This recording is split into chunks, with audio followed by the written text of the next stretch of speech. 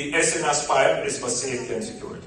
As I entered the hall, the deputy superintendent who greeted me, and I make it a point of duty to speak with the ground commanders because it's very important that they are motivated and that they understand the mission. He pointed out to me that you are seeing a 65% decline. That's fantastic. A few months ago, citizens were worried. Businesses were worried.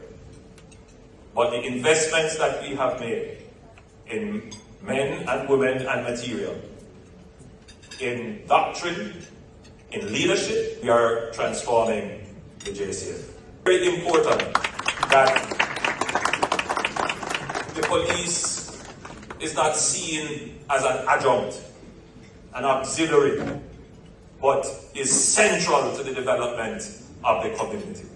And I want to commend the men and women of the police force and the military who support them here in Manchester for the amazing work that they are doing. Be assured that as Prime Minister, I stand 100% behind the JCF.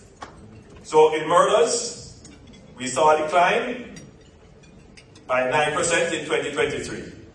People scoffed at it. In 2024, we saw a decline of 19%. And some people said, well, maybe this is just a flash in the pan.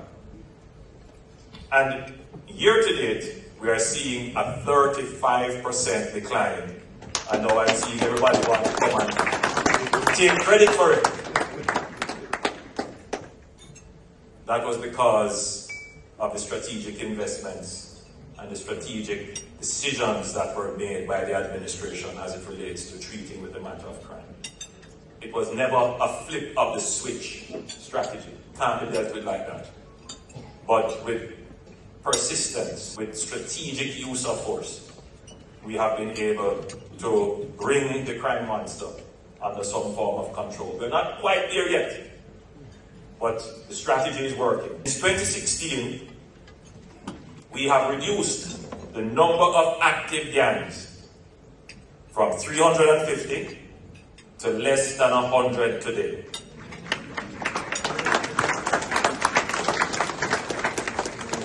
In the last 4 weeks, we have had several major seizures of weapons and other contraband coming into our formal ports. I want all the criminals in Manchester to hear my voice very clearly.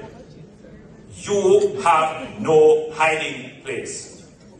All the people who are importing guns into Jamaica, whether you live here or cooperate with criminals abroad, you have no hiding place. I want that message to go out very carefully. Jamaica has invested heavily in building its national security apparatus. For many years, we have had an unsophisticated national security apparatus. We have invested in improving the sophistication of our security apparatus. And that sophistication is not only in the purchase of equipment, in the training of our officers, but also in building strong diplomatic country-to-country relationships that will help us to undermine the criminal networks that exist across borders. If criminal organizations can cooperate across borders, well, governments must cooperate even strongly across borders to bring them down, eradicate them, and eliminate them.